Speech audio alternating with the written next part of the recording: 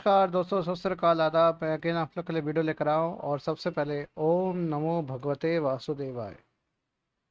तो अब हम आगे बढ़ते हैं और सबसे पहले जो बात मैं आपको कहना चाहता हूँ, मैं यूनिट नंबर 4 का जो हमने पेज रिप्लेसमेंट एल्गोरिथम अभी लास्ट वीडियो में पढ़ा था, ऊपर आई बटन पे क्लिक करेंगे तो आपको दिख जाएगा। राइट, आई बटन पे क्लिक करेंगे आपको दिख जाएगा। आई थिंक इधर उधर कहीं ना कहीं आएगा, तो आई बटन देख लेना ऊपर। उसका यूनिट नंबर 4 पार्ट जो 3 था, जिसके अंदर पेज रिप्लेसमेंट एल्गोरिथम की मैंने बात कही थी, उसमें एक टॉपिक रह गया था बेलाडेज एनोमली का। इसका थ्योरेटिकल क्वेश्चन नहीं आता ज़्यादा, कोई इसका थ्योरेटिकल ही आता है, थ्योरेटिकल कॉन्सेप्ट है ये। तो इसमें सबसे बड़ी बात यहाँ पे बस मैं आपको शॉर्ट में समझा दूँ। देखिए, यहाँ पर मैं पेन रख लेता हूँ या मैं मार्कर रख लेता हूँ यहाँ पर मैं। यस, तो देखिए यहाँ पर क्या बात दे रखी है। यहाँ दे रखा है कि जो रेट ऑफ पेज फॉल्ट्स है, जो पेज फॉल्ट्स की जो गति है जाने की, वो वेरी करती है directly with the number of frames allocated. मतलब जितने नंबर ऑफ फ्रेम्स होंगे उससे डायरेक्टली वेरी करता है। अब ये बढ़ता है, कैसे होता है, किस तरह से, अगर मैं नंबर ऑफ फ्रेम्स को बढ़ा दूं, increase in the number of frames, तो इससे क्या होगा, नंबर ऑफ पेज फॉल्ट्स मेरे कम होते जाएंगे। देखो, अब एग्जांपल मैंने आपके सामने लिख रखा है, देखिए मैं इसको रेड कलर से करके देखता हूँ। देखिए क्या लिखा हुआ आ रहा है यहाँ पर, यहाँ क्या लिखा हुआ आ रहा है, देखिए यहाँ ये लिखा हुआ आ रहा है। देखिए, अगर मैं नंबर ऑफ पेज फॉल्ट्स में बढ़ोतरी कर दूं, बढ़ा दूं, मैं नंबर ऑफ पेज फॉल्ट्स को बढ़ा दूं, ठीक है, या नंबर ऑफ फ्रेम्स को, सॉरी पेज फॉल्ट्स नहीं, नंबर ऑफ फ्रेम्स को बढ़ा दो, तो यहाँ देखिए नंबर ऑफ, ये देखिए ये फीफो एल्गोरिथम का बना हुआ है, ये फीफो एल्गोरिथम का बना हुआ है। डब्ल्यू बता रहा है कि भाई कितना मेरे पास विड्थ है, तो यहाँ फिलहाल मेरे पास विड्थ मतलब नंबर ऑफ फ्रेम्स कितने, एम इक्वल टू 3। तो अगर ये मेरा कुछ इस प्रकार है, 1 2 3 4 5, फिर 1 2 5, 1 2 3 4 5, ठीक है, अगर कुछ इस तरीके का हिसाब है, तो मेरे इसको सॉल्व करने के, और ये सिर्फ फीफो में होता है, ठीक है, FIFO, second chance algorithm, random page replacement algorithm. अब चूंकि ये दोनों हमारे सिलेबस में नहीं है तो इनके हम बात नहीं करने वाले। तो जैसे ही मैं ये बढ़ाता हूँ तो होता क्या है, बढ़ना तो क्या चाहिए, page faults, sorry page faults कम होने चाहिए। लेकिन फीफो में क्या होता है, फीफो में नंबर ऑफ फ्रेम्स बढ़ाते ही मेरा पेज फॉल्ट से बढ़ जाता है। देखिए ये 9 और 10 बढ़ गया ना, पेज फॉल्ट बढ़ गया, जबकि कम होना चाहिए था। तो इस तरह की एनोमली, एनोमली क्या होता है, जो उल्टा बिहेवियर है, जो समझ में नहीं आता, जो विपरीत चलता है, एनोमली उसे कहते हैं। जो जैसा होना चाहिए वैसा ना होकर कुछ उल्टा हो रहा है, कुछ अलग हो रहा है, उसे कहते हैं एनोमली। तो बेलाडी एक बंदा था, इसने एनोमली डिटेक्ट की। उसने बोला कि यार, कि मेरा जो कोई भी पेज रिप्रेजेंट एल्गोरिथम मैं अगर अपना रहा हूँ, एलआरयू अपना रहा हूँ, ऑप्टिमल अपना रहा हूँ, उसमें अगर मैं नंबर ऑफ फ्रेम्स बढ़ा दूँ, आप वो क्वेश्चन ट्राई करिएगा जो मैंने क्वेश्चन कराया था आप लोगों को। उस क्वेश्चन को मैंने नंबर ऑफ जो फ्रेम्स लिए थे, मैंने 3 लिया था, आप लोग उसको 4 करके देखिएगा, 4 फ्रेम्स करके देखेंगे, तब आपको पता लग जाएगा कि उसमें पेज फॉल्ट्स कम होंगे, क्योंकि जगह ज़्यादा तो पेज फॉल्ट्स कम होनी चाहिए। लेकिन फीफो के केस में ऐसा होता है, फीफो एल्गोरिथम में अगर आप करेंगे तो पेज फॉल्ट्स उल्टे बढ़ जाएंगे। और तो इस तरह के जो ये अजीब सा बिहेवियर जो उसको कहते हैं, इसे कहते हैं एनॉमली, एनॉमली कहते हैं, और ये बेलाडी की एनॉमली है। और इसमें क्या लिखा हुआ, देखिए वही चीज़ लिखी हुई है, reverse action occurs when increased number of frames results in increase page faults. और ये हमारा बेलाडीज एनोमली होता है। इस अकरेंस जो होता है एक्सेप्शन का, वो डिपेंड होता है पेज रिप्लेसमेंट एल्गोरिथम के ऊपर, और जो कि गवर्न करता है डिमांड पेजिंग को गवर्न करता है। मैंने आपको बताया था डिमांड पेजिंग से पेज रिप्लेसमेंट आई, उसमें फीफो, एलआरयू और ऑप्टिमल। इसलिए फीफो के ऊपर सबसे ज़्यादा होता है, it occurs most in FIFO. तो हमारे सिलेबस में फीफो है तो फीफो की ही बात करेंगे। बाकी सेकंड चांस एल्गोरिथम और रैंडम पेज प्लेसमेंट भी है, ये भी एल्गोरिथम्स होती हैं। ऐसा नहीं कि जो सिलेबस में दे रखा है बस ये कंप्लीट है, नहीं, आपको 3 ही दे रखे हैं, वही पढ़ना है, बाकी और पढ़ने की जरूरत नहीं है, वो है ही नहीं सिलेबस में दोनों। तो इनकी हम बात करते हैं। राइट, नेक्स्ट हम बात करते हैं डेडलॉक की। मैं डेडलॉक पे जाने से पहले आपको मैं करा दूँ ये, हाँ राइट। अब हम बात करते हैं सीधा डेडलॉक की, यूनिट नंबर 3। तो अब हम आते हैं यूनिट नंबर 3 के पार्ट 3 पे। मैं इसका जो वीडियो का टाइटल भी लिखूंगा तो यही लिखूंगा, पार्ट 3। मैं लिखूंगा डेडलॉक, बेलाडेज एनोमली और बैंकर्स एल्गोरिथम, ये 3 चीज़ें मेंशन करूंगा इस यूनिट 3 के पार्ट 3 में। पार्ट 2 तक तो हो चुका है, ठीक है। अब इसमें देखिए डेडलॉक क्या है, एक सिचुएशन है एक तरह की कंडीशन है, एक ऐसी घटना है, एक घटना घटित होती है जिसमें एक से ज़्यादा प्रोसेस ब्लॉक हो जाते हैं, क्योंकि वो एक रिसोर्स होल्ड कर रहे हैं, वो एक रिसोर्स को पकड़े हुए हैं और उन्हें दूसरे रिसोर्स की भी रिक्वायरमेंट है, सम अदर रिसोर्स जो कि किसी और प्रोसेस ने पकड़ रखा है। ठीक है, मान लीजिए कि जैसे मैं और मेरा दोस्त है, हम दोनों को पानी पीना है और पानी की बोतल एक ही है, राइट, और पानी भरा हुआ है, ठीक है, ठंडा पानी है, सब कुछ है, हमें पीना है। एक बार में कोई एक ही पी सकता है ना? ये तो नहीं कि दोनों मुंह खोल के खड़े हो जाएंगे और एक तरफ, ऐसा तो नहीं होगा ना। फिर तो पानी कौन है पी पाएगा, पानी उल्टा गिरेगा और नाक में जाएगा, आंख में जाएगा, जगह जगह जाएगा। ठीक है, पानी पीना है हमको, गिराना नहीं है। ठीक है, तो पानी पीना के लिए तो एक बार में कोई एक पिएगा, बॉटल एक ही है, पानी की बॉटल एक ही है, दोनों को पीना है। दो प्रोसेस एक रिसोर्स। अब एक बार मैंने मैंने क्या किया एज अ प्रोसेस, मैंने बदमाशी की, मैंने क्या किया, बॉटल को अपने पास रख लिया, कभी मैं पीऊंगा, मैं दूसरे को दूंगा नहीं। और उसने मेरे दोस्त ने कहा चल ठीक है तू रख ले अपने पास, मैं कुछ और पीता हूँ। उसने कोल्ड ड्रिंक की बोतल निकाल ली।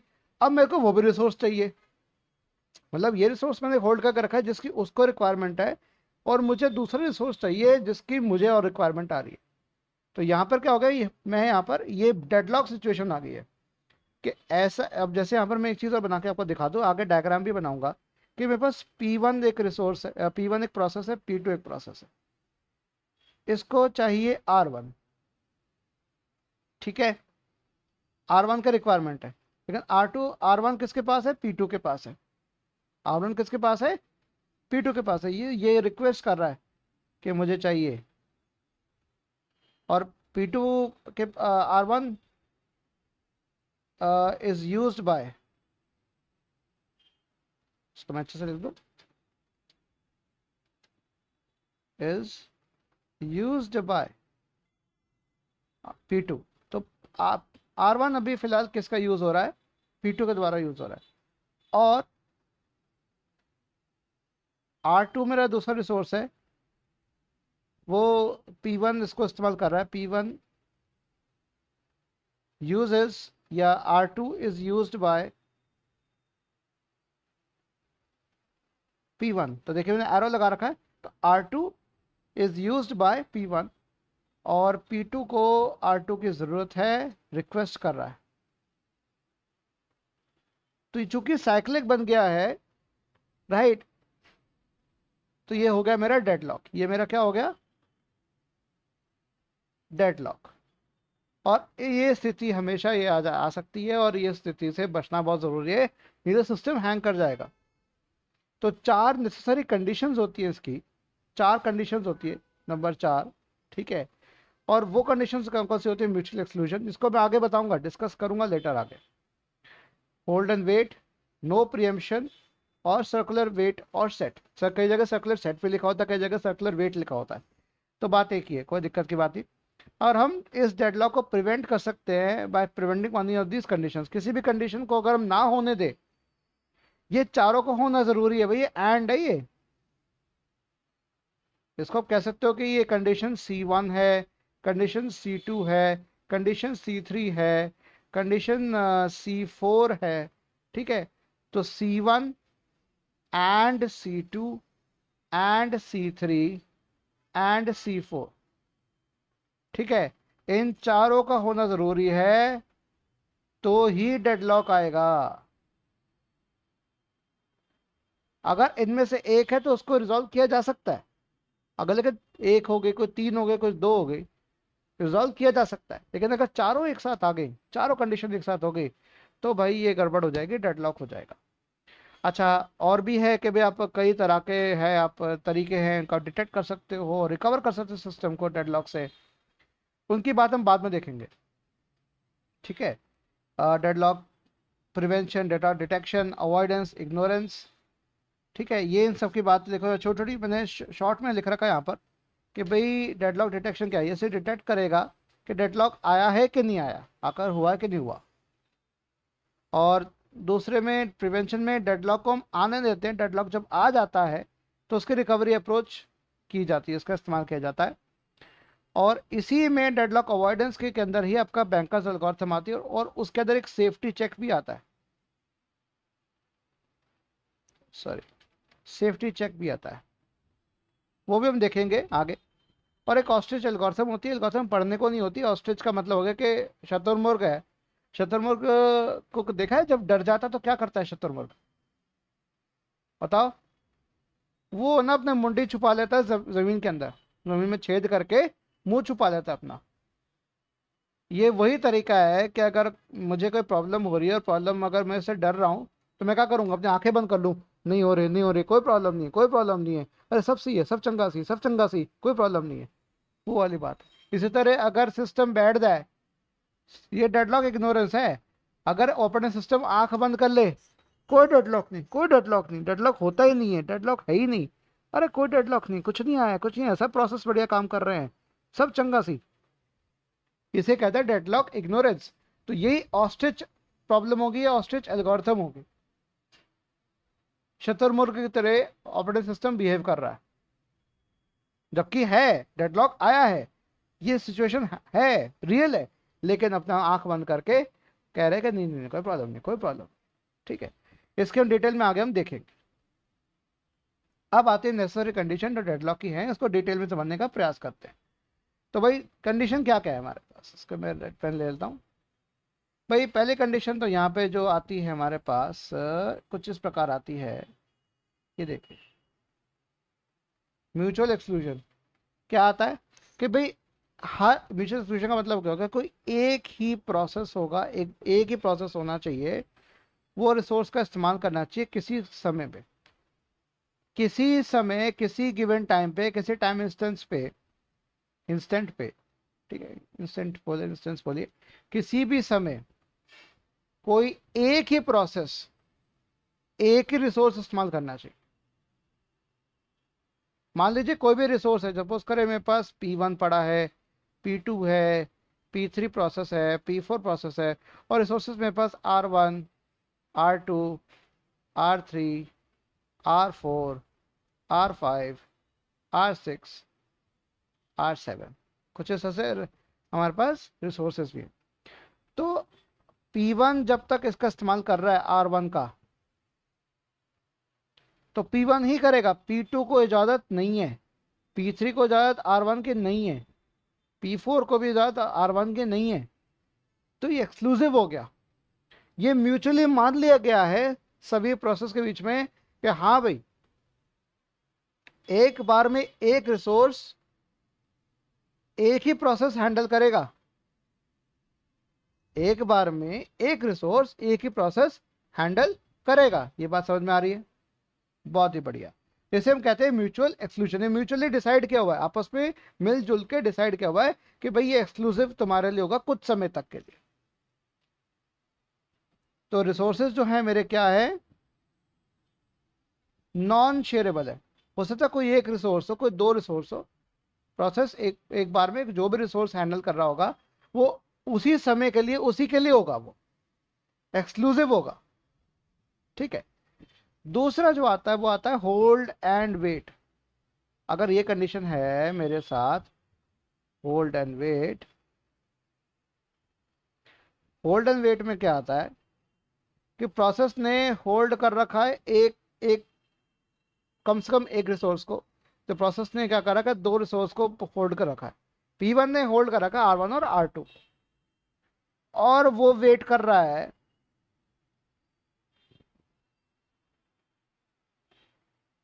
एट अ टाइम, और वेट कर रहा है टू acquire अनदर रिसोर्सेज या other resources held by some other process. तो हो सकता है कि जैसे यहाँ पे P2 है, P2 के पास R3 हो और R4 हो, तो P1 किसकी वेट कर रहा है, R3 की वेट कर रहा है। समझ रहा है? समझ आ रही है बात? हाँ जी, आ रही है समझ? देख भाई, P1 जो है मेरा, वो R1 और R2 दोनों को पकड़े हुए, कहते हैं तो मैं इस्तेमाल कर रहा हूँ, मेरे काम का है ये। अब उसको R3 की रिक्वायरमेंट है, R3 रिसोर्स की रिक्वायरमेंट है, किसके पास है, P2 के पास बैठा हुआ है। तो कहेगा अरे भाई मैं वेट कर रहा हूँ तेरा यार, होल्ड मतलब उसने अपने प्रोसेस, अपने खुद के काम को होल्ड में रखा हुआ है, उसने अपने खुद के काम को होल्ड में रखा हुआ है, और वो किसकी वेट कर रहा है? किसी तीसरे प्रोसेस, तीसरे रिसोर्स की वेट कर रहा है, जो दूसरे प्रोसेस के हाथ में है, उसके इंतजार में। भाई तो पहले अपना काम खत्म कर ले फिर कर ले, लेकिन नहीं, वो करेगा मुझे तीनों रिसोर्स काम के हैं, दो तो है मेरे पास, तीसरे की रिक्वायरमेंट और है, तीसरा किसी और के पास है। तो खुद को होल्ड करके और वेट करना, इसे क्या कहते हैं? Hold and wait. ठीक है।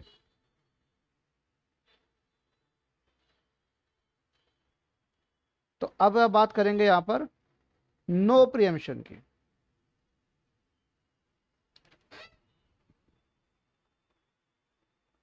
नो प्रियम्पशन, नो प्रियम्पशन का मतलब क्या हो गया?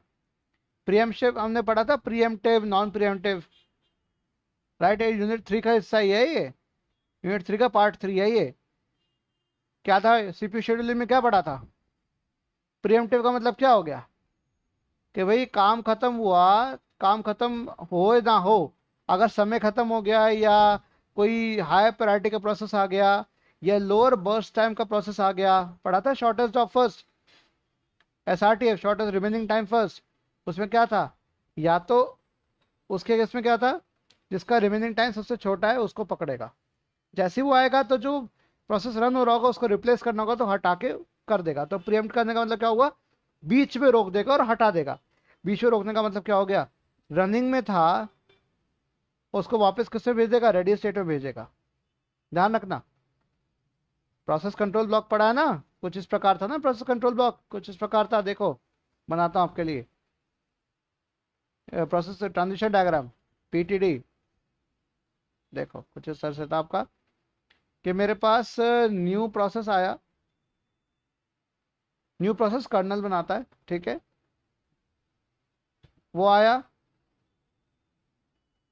रैम में गया, मेन मेमोरी में गया, रेडी स्टेट में अभी वो सीपीयू में आया, सीपीयू में रेडी स्टेट में बैठा हुआ है।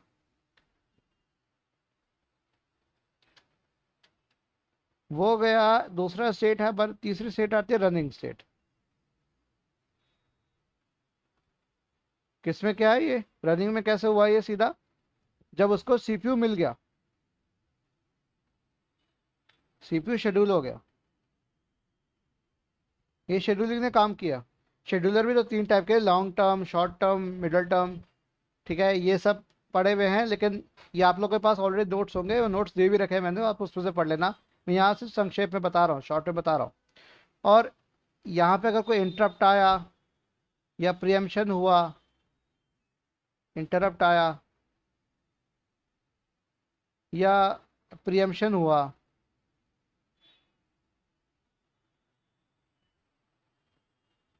तो ये रनिंग से रेडी स्टेट में आएगा, और ये रनिंग से वेटिंग स्टेट में भी आ सकता है, ऐसे भी आ सकता है, वेटिंग से रेडी में आ सकता है।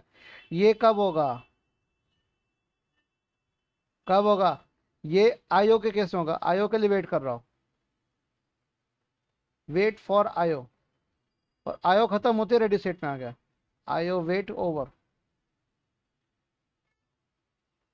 ठीक है? और जब सारा काम खत्म हो जाए तब प्रोसेस मेरा टर्मिनेटेड स्टेट में आ जाता है, ठीक है? टर्मिनेटेड, ये हो गया मेरा प्रोसेस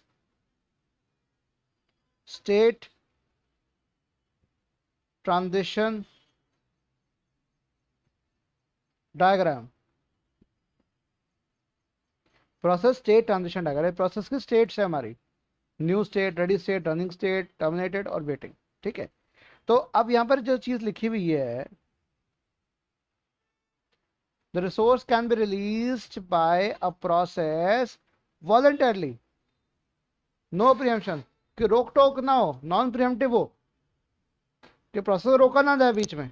अगर वो चल रहा है, रिसोर्स लेके बैठा है तो बैठे रहने दो, उसकी मर्जी होगी तो जब वो खाली करेगा, जैसे कोई वीआईपी हो, ठीक है? और वॉलंटरली कब होगा? जब उसका काम खत्म हो जाएगा तब उससे ले लिया जाएगा, आफ्टर द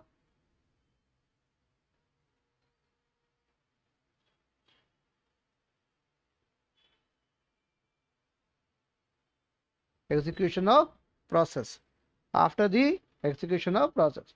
अब इसी तरीके से मेरा होगा सर्कुलर वेट। देखिए सर्कुलर वेट कैसे लिखा हुआ है, ये देखिए सर्कुलर वेट कैसे हो रहा है। ये सेट ऑफ प्रोसेसेस है हमारे पास, वो एक दूसरे का इंतजार कर रहे हैं, waiting for each other in a circular fashion. ये भी सर्कुलर हो गया, देखो ये वाला। प्रोसेस ने होल्ड कर रखा है रिसोर्स वन को, रिसोर्स वन की जरूरत किसको है, प्रोसेस टू को। प्रोसेस ने होल्ड कर रखा है रिसोर्स टू को, रिसोर्स टू की रिक्वायरमेंट किसको है, सॉरी बोल, प्रोसेस वन को। ठीक है, तो ये सर्कुलर वेट हो गया, एक दूसरे का इंतजार करते रह गए। ठीक है, तो P0 डिपेंड कर रहा है P1 पे, P1 डिपेंड कर रहा है P2 पे, P2 डिपेंड कर रहा है P3 पे, और P3 डिपेंड कर रहा है P4 पे, रिसोर्स के ऊपर। तो ये सर्कुलर वेट हो गए, दूसरे के लिए इंतजार कर रहे हैं। जैसे इसका बेस्ट एग्जांपल है छोटे बच्चे। कभी छोटे बच्चों को गौर से देखा है एक साथ नर्सरी में या पार्क में खेलते हुए? अगर उनमें से कोई एक बच्चा रोना शुरू हो गया किसी भी कारण से, दूसरा बच्चा उसको देख के रोना शुरू हो जाएगा, तीसरा दूसरे को देख के शुरू हो जाएगा, चौथा तीसरे को देख के शुरू होगा। अगर किसी से पूछा तुम क्यों रहे हो, क्योंकि वो रो रहा है तो मैं रो रहा हूं, ऐसे। और एग्जांपल, आप लोग क्लास में बैठते हो, राइट, उबासी आती है, मुंह खोल के ये भी नहीं करते, ऐसे कर रहे होते हो। और किसी एक को उबासी आए और दूसरा उसको देख रहा है, तो दूसरे को भी उबासी आएगी, ऐसा होता है। दूसरे को देखकर तीसरे को आएगी, तीसरे को देखकर चौथे को आएगी, ये साइकिल चलती रहेगी। ये न्यूक्लियर फिशन की तरह ना, ये निरंतर साइकिल चलती रहती है, ये फटेगा ये, तो सबको उबासी आ जाएगी। अंत में टीचर सबको देख रहा होता है, टीचर को भी आ जाती है, बहुत हो गया पढ़ा लिया। ठीक है, तो यॉर्निंग का एग्जांपल दे दिया, बच्चों का एग्जांपल दे दिया, इसी तरह प्रोसेस मेरे एक दूसरे के वेट कर रहे हैं। ये हो गया मेरा सर्कुलर वेट। ये चारों कंडीशन होनी चाहिए, C1 C2 C3 C4, and condition है, एंड एन के बीच में ये चारों होंगी तभी डेडलॉक होगा। अन्यथा इनमें से कोई 3 रहे, कोई 2 रहे, कोई एक कंडीशन ही रहे, तो डेडलॉक अकर नहीं होगा। ये 4 होंगे तभी होगा। क्लियर? अब डेडलॉक को हैंडल कैसे करना है भाई? डेडलॉक हैंडल होगा हमारा, देखो 2 कारणों से, एक तो डेडलॉक प्रिवेंशन, दूसरा अवॉइडेंस। डेडलॉक को प्रिवेंट करना है कि भाई डेडलॉक जो अकर हो रहा है मेरा, वो सारे 4 कंडीशन से हो रहा है, सारे अगर मीट करेंगे तभी होगा। अगर किसी एक को भी होने से बचा लो आप, प्रियम्पशन नहीं हो रहा, करवा दो प्रियम्पशन। सर्कुलर वेट हो रहा है, वो ठीक करा दो। होल्डन वेट हो रहा है, वो ठीक करा दो। या म्यूचुअल एक्सक्लूजन है, वो ठीक करा दो। कोई भी एक कंडीशन हटा दो, उसको होने से रोक दो, तो क्या होगा? डेडलॉक मेरा नहीं आएगा, सिस्टम बच जाएगा डेडलॉक से, प्रिवेंट कर दिया।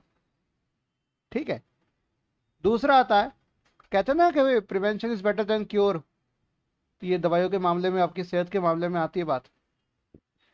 दूसरी चीज आती है डेडलॉक अवॉइडेंस। ठीक है, क्या है डेडलॉक अवॉइडेंस? कि भाई ये देखिए कि जब कोई प्रोसेस है वो रिक्वेस्ट कर रहा है रिसोर्स को, और डेडलॉक अवॉइडेंस क्या कहता है कि वो रिसोर्स एलोकेशन ग्राफ एक बनाएगा या स्टेट देखेगा। अच्छा, ये चीज़ मैं कवर नहीं करूंगा, रिसोर्स एलोकेशन ग्राफ और दुनिया भर के जो ग्राफ होते हैं वो मैं नहीं बताऊंगा इसके अंदर, वो आपका थ्योरेटिकल पार्ट है, और थ्योरेटिकल का पार्ट है वो आप वही खुद करिए। नोट्स आपके पास सब पर्याप्त है, आपके कॉलेज में नोट्स सबको दे रखे होते हैं। भाई मैं यहाँ पर बैठे आपके फ्री में सेवा नहीं करने वाला है इस तरीके से, क्योंकि आप लोग मुझे क्या पता नहीं, आप लोग रिस्पेक्ट नहीं देते हो। पिछले वीडियो में मैंने अंत में बताया था, पता नहीं आप लोगों ने देखा नहीं देखा, लेकिन मैं बोलता हूँ कि AK2 के बच्चों में टीचर की इज्जत करने में कोई दम नहीं है, वो कर ही नहीं सकते इज्जत। अपने टीचर की इज्जत नहीं करते, आप अपने टीचर्स की बुराई करते हो मेरे सामने, तब मेरी क्या खास इज्जत करोगे जो अपने टीचर्स की इज्जत नहीं करते? आप कौन सा कोई तो तीर मारने वालों में पढ़ने में, जो आपकी ग्रास्पिंग पावर बहुत तेज, IQ बहुत तेज है, तो आप जज कर रहे हो टीचर को कि टीचर को पढ़ाना नहीं आता। बहुत आसान है बेटा बोलना। तुम बोल के देख लो, टीचर की जगह खड़े होकर देख लो एक बार, क्लास को पढ़ाया कैसे जाता है, कंट्रोल कैसे किया जाता है।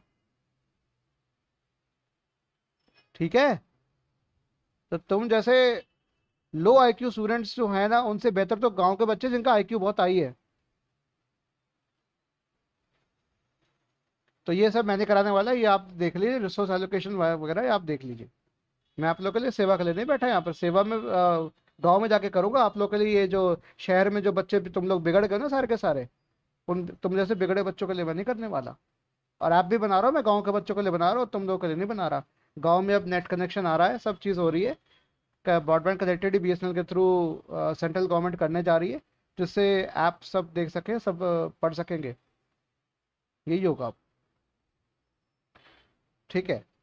अब इस पे क्या लिखा हुआ है, अगर, और देखो इंग्लिश वो भी हिंदी में तर्जुमा करके बता रहा हूँ आप लोगों को मैं। ठीक है। If allocating that resource sends the system into an unsafe state, अगर उस रिसोर्स को एलोकेट करते अगर सिस्टम अनसेफ हो जाता है, तो उस रिक्वेस्ट को यहाँ पे मैं गलत लिखा है, यहाँ पे होगा इज नॉट ग्रांटेड। गॉट नहीं आएगा, नॉट ग्रांटेड आएगा, वो रिक्वेस्ट ग्रांट नहीं की जाएगी। Therefore, it requires additional information such as how many resources of each type is required by process, कि प्रोसेस के को कितने रिसोर्सेज चाहिए, किस किस टाइप के, हर टाइप के अगर रिसोर्सेज हैं तो कितने चाहिए, कितने की रिक्वायरमेंट है उसकी। तो सिस्टम अगर मेरा अनसेफ स्टेट में जाता है तो उसको एक स्टेप पीछे लेना पड़ेगा डेडलॉक अवॉइड करने के लिए। तो ये हो गया डेडलॉक अवॉइड करना। एक होता है डेडलॉक प्रिवेंट करना। प्रिवेंट करने का मतलब हो गया चारों में से कोई कंडीशन होने मत दो तो डेडलॉक से बच गए, और डेडलॉक से पीछे हटे, पीछे स्टेप बैक हो गए, क्योंकि हम ये देख रहे हैं कि अगर कोई प्रोसेस है, अगर उसको ज़रूरत से ज़्यादा रिक्वायरमेंट है रिसोर्स की, तो उसके रिक्वेस्ट को हैंडल या उसके रिक्वेस्ट को मंजूरी नहीं मिलेगी। ठीक है, मंजूरी नहीं मिलेगी, सीधी सी बात। तो ये हो गया डेडलॉक अवॉइडेंस, जिसमें बैंकर्स एल्गोरिथम भी इसी के आ रही है। ये आपको चीज़ें समझ में आ रही होंगी। फिर आता है डेडलॉक डिटेक्शन और रिकवरी। ठीक है, क्या आ रहा है भाई, इस केस में क्या करते हैं हम ना, डेडलॉक को आने देते कि आ जा यार, तू डेडलॉक इतना परेशान हो रहा है, तू आना चाहता है तो आ जा। कहते थे कि जब आपस में क्लास में आप लोग के बीच में जब झगड़े वगड़े हो रहे थे तो कई बार होता है झगड़े होने देते, बाद में रिकवर कर लेंगे जो टूटा फूटी हुई। ठीक है, वही हो रहा है। तो सिस्टम को हम आने देते हैं डेडलॉक में कि हाँ भाई तुम लड़ लो, झगड़ लो, रिसोर्स के लिए आराम से लड़ लो, फंसे रहो, जब फंस जाओ तो बताना। तो जैसे ही फंस जाते हैं, जब फंस जाते हैं, जब डेडलॉक आ जाता है, तो हम डिटेक्ट करते हैं कि एक डिटेक्शन एल्गोरिथम का इस्तेमाल करते हैं और रिकवर करने का प्रयास करते हैं कि डेडलॉक किधर से आया, कौन सा ऐसा प्रोसेस था जो ज़्यादा मनमानी कर रहा है, या कौन से ऐसे प्रोसेस थे, एक से ज़्यादा प्रोसेस है जो मनमानी कर रहे थे, जिनकी वजह से डेडलॉक आया। तो पहले रिकवर करने का तरीका तो हो गया भाई, सारे जो डेडलॉक प्रोसेस है ना उनको ख़त्म करो, अवॉइड, कि भागो भागो यहाँ से, निकलो यहाँ से, ज़रूरत नहीं तुम्हारी, निकलो। दूसरा तरीका हो गया कि एक एक करके एक एक प्रोसेस को अबॉर्ट करते जाओ, एग्जिट करते जाओ, जब तक ये सिस्टम रिकवर ना कर जाए डेडलॉक से। या तो एक साथ सारे डेडलॉक प्रोसेस जो हैं, जो डेडलॉक में आ रखे हैं, जो लड़ाई झगड़ा करके बैठे हुए हैं, उनको निकालो यहाँ से, या एक एक करके लड़ाई वाले, झगड़ालू जो प्रोसेस है, जो रिसोर्स लेकर बैठे हुए हैं और किसी को दे भी नहीं रहे, दूसरे से मांग भी रहे हैं उल्टा, तो ये झगड़े वाली बात है। तो झगड़ालू जो प्रोसेस है उनको एक एक करके या तो ख़त्म करना शुरू करो, हटाना शुरू करो, भगाना शुरू करो, या एक साथ भगा दो। तो ये दो तरीके तो हो गए डेडलॉक रिकवरी के। तीसरा आता है रिसोर्स का preemption. Resources are taken one by one from a process. जिस रिसोर्स के ऊपर झगड़ा हो रहा है, जो दे नहीं रहा, वो छीन लो उससे, हाँ भाई दे दे दे दे, बदमाशी नहीं, दे दे, ले पकड़ उसको, पकड़ा उसको, और असाइन कर दिया जाता है उसको हाई प्रायोरिटी प्रोसेस को, जब तक कि वो डेडलॉक खत्म नहीं हो जाता, जब तक कि डेडलॉक मेरा ठीक नहीं हो जाता, डेडलॉक जो सिचुएशन है मेरी ये दुरुस्त नहीं हो जाती, ये ठीक नहीं हो जाता, इससे सिस्टम रिकवर नहीं कर पाता। कर जाए तब तक करना है।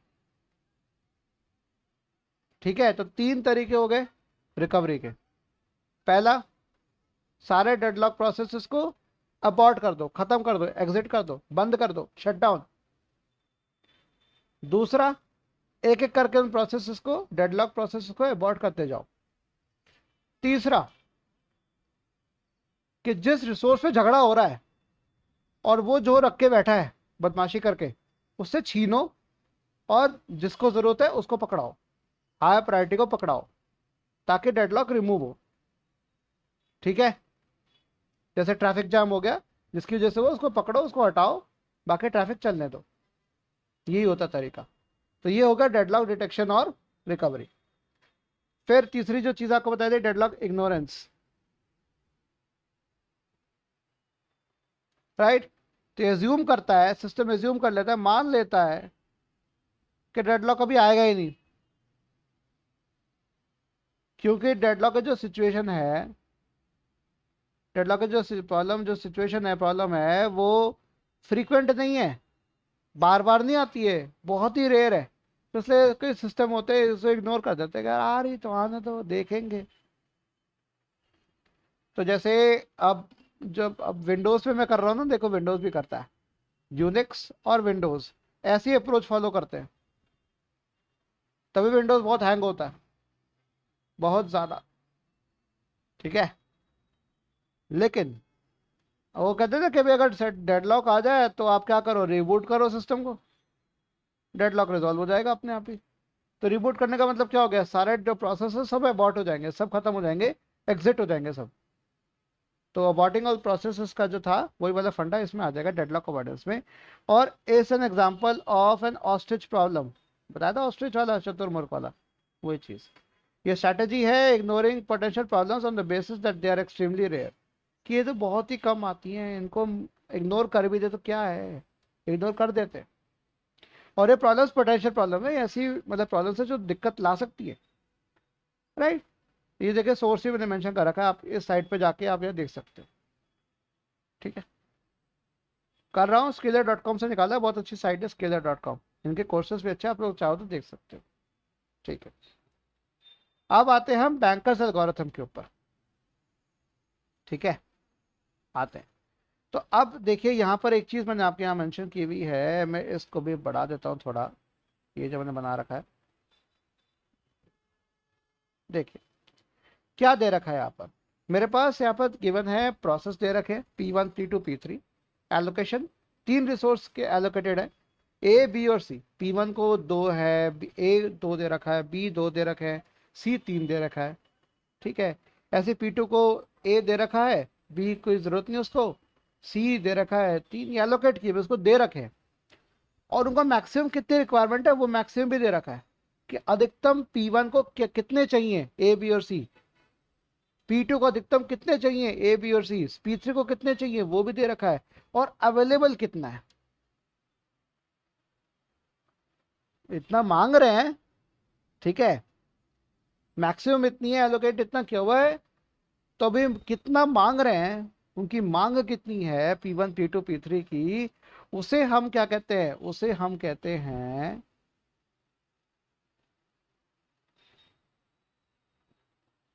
Need matrix. क्या कहते हैं, नीड मैट्रिक्स, कि किस प्रोसेस को ए बी और सी कितना रिक्वायर्ड है, कितनी जरूरत है इन तीनों रिसोर्स की। ठीक है, तो पहले तो हम ये निकालेंगे, कैसे करेंगे, simple, need equals to maximum minus allocation.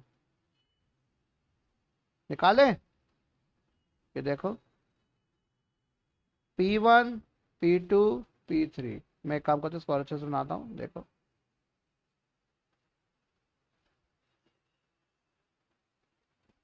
P1 P2 P3, A B C, ये ऐसे हो गया। यस। अब देखो P1 का पहले निकालते हैं, P1 ABC कितना रिक्वायर्ड है, कितना नीड है, कैसे निकलेगा? तो मैं ब्लू ले लेता हूँ। कितना है मैक्सिमम, कितना है 3, मिनिमम के एलोकेशन कितना है 2, तो 3 - 2 1। सिमिलरली और करें 6 - 2 4, फिर 8 - 3 5।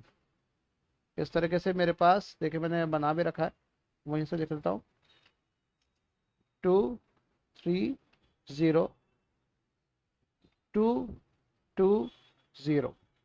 ठीक है, ये हो गया मेरा क्या, नीड मैट्रिक्स बनकर तैयार हो गया। अब दूसरा सवाल पूछा है कि सिस्टम मेरा सेफ स्टेट में है कि नहीं है। अब ये मुझे चेक करना है कि मैं किस ऑर्डर को अपनाऊं या सीक्वेंस कौन सी अपनाऊं प्रोसेस एग्जीक्यूट करने की, जिससे मेरा सिस्टम मेरा सेफ स्टेट में रहे, कोई डेडलॉक अकर ना हो। तो ये हाँ और ना दिखाया गया। अगर इफ यस देन, यस या नो जो भी हो दोनों के लिए आ जाएगा। Then mention save sequence.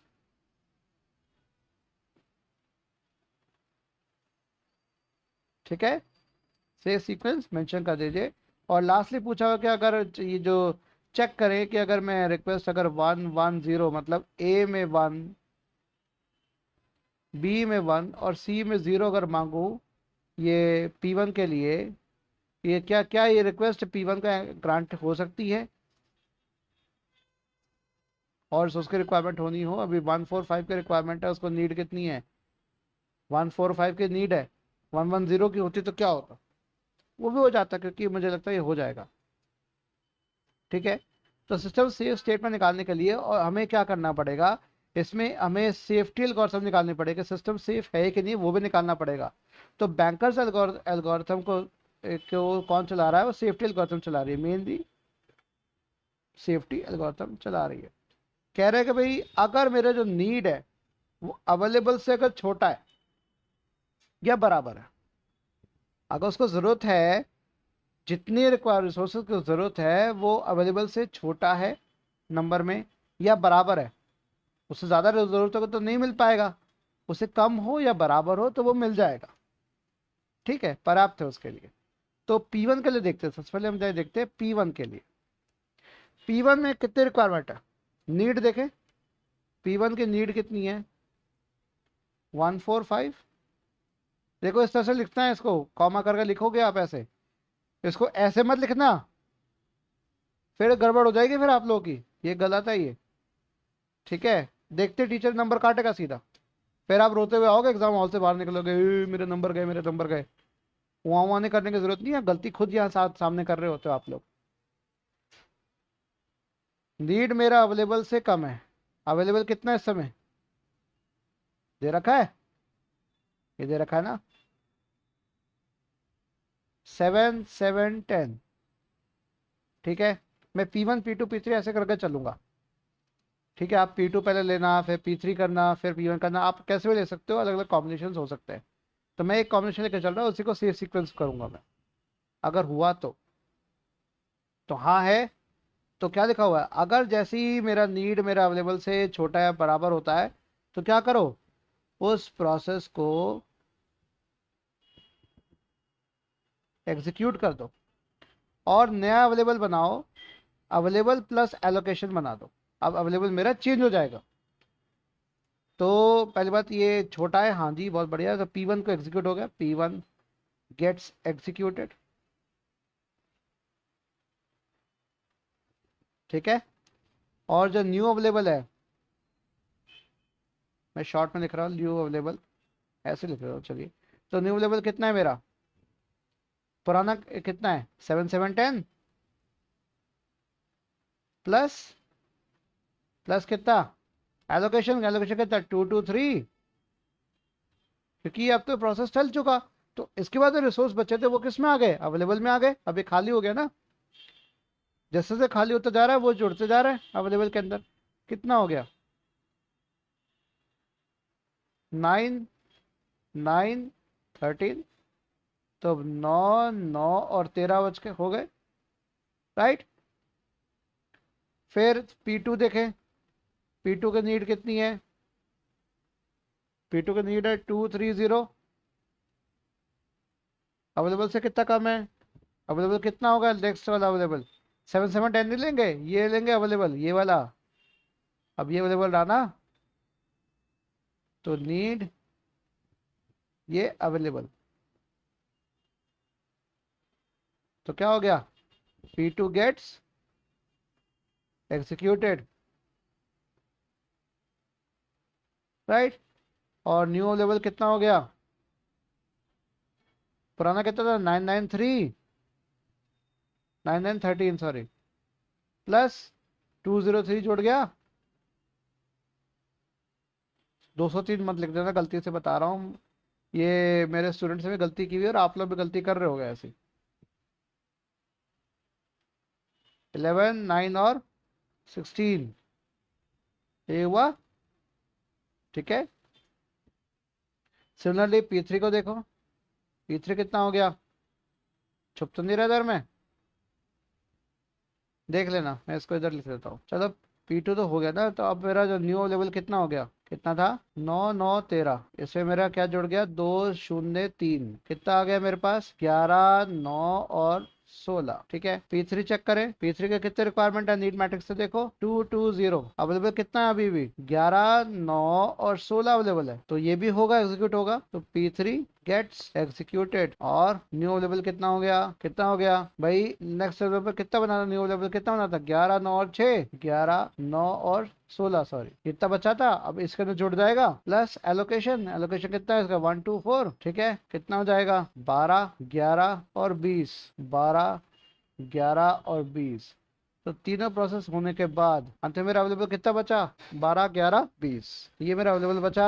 System save state में सेव सीक्वेंस क्या होगी इसकी, देखो P1 then P2 then P3, ये हो गई सेव स्टेट।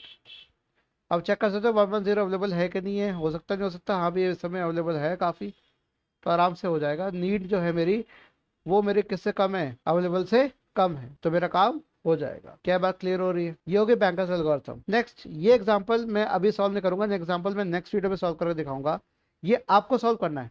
इसका स्क्रीनशॉट ले लीजिए अभी और इसको सॉल्व करके बताइए, जैसे मैंने अभी इसको सॉल्व किया है, इसमें डेडलॉक आएगा, इसमें डेडलॉक आएगा, तो ये आपको ध्यान रखना है इस चीज़ का, ठीक है। तो ये आप लोग के लिए सॉल्व दिस, ये होमवर्क है आपका, राइट। तो अब मैं वीडियो को यही समाप्त करता हूँ, और इतना सुन लिया तो भाई लाइक कर दो वीडियो को, अभी कमेंट कर दो और उसको शेयर करो अपने फ्रेंड्स के साथ, ताकि वो भी पढ़ लें, ठीक है। आसानी हो पढ़ने को, अपने सभी दोस्तों के साथ इसको भेज दो, शेयर कर दो, लाइक शेयर एंड सब्सक्राइब, और सब्सक्राइब कर लो मेरे चैनल को, ठीक है। 65,000 सब्सक्राइबर्स यूँ ही नहीं हुए मेरे, तो कुछ बात है मुझ में, इसलिए तो हो रहे हैं। आप लोग को साथ ही देना कोई बात नहीं, मैं फोर्स नहीं करूँगा, लेकिन मैं रिक्वेस्ट कर सकता हूँ, बैंकर्स एल्गोरिथम का एक प्रोसेस है, रिक्वेस्ट कर सकता है सोर्स की, मुझे लाइक्स चाहिए, मुझे लाइक्स तो बहुत ज़्यादा चाहिए मुझे, इसके लाइक्स आप जितने कम करो उतना बढ़िया, जितने ज़्यादा करो उतना बढ़िया, कम करोगे तो नहीं, तो जीरो, तो जीरो से कम क्या माइनस थोड़ी ले जा सकते हो, जीरो तो आप मुझे पकड़ा चुके हो, क्योंकि आप लोग एहसान फरामोश AK2 स्टूडेंट्स हो, ठीक है। तो ओम नमो भगवते वासुदेवाय, इस मंत्र का जाप करिए, अपने स्वयं के अंदर संस्कार लाइए और बुद्धि लाइए सबको समझने के लिए। धन्यवाद।